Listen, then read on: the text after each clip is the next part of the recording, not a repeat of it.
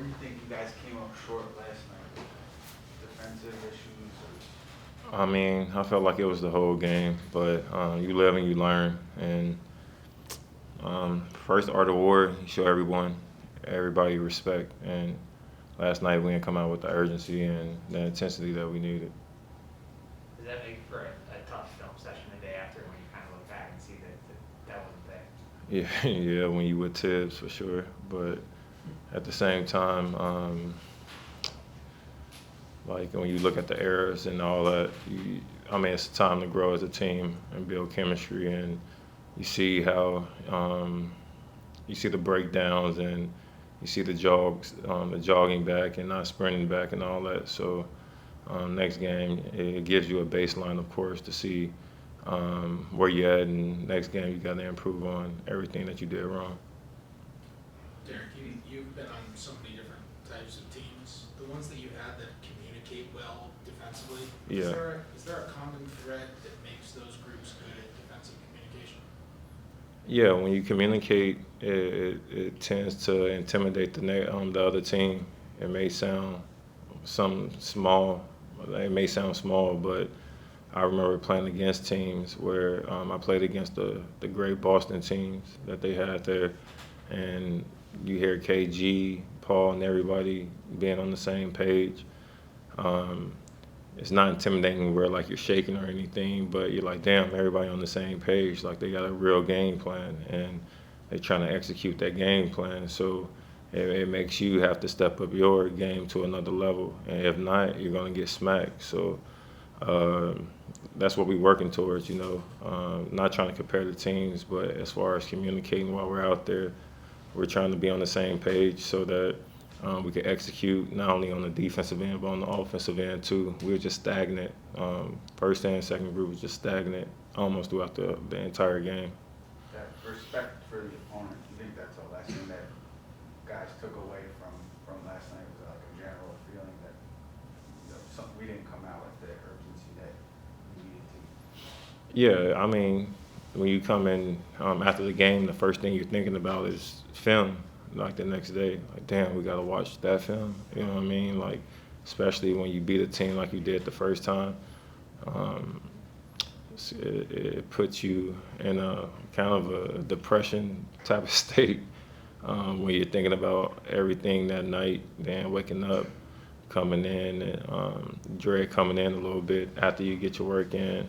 And the best thing about it though is everyone communicating while we're going over film.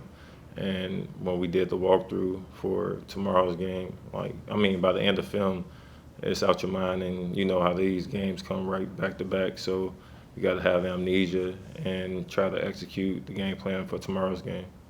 What's the balance between being a team that attacks the basket, even though you want to still take the shots from the outside? So I think it's all about just taking the right shots. The game will tell you what to do.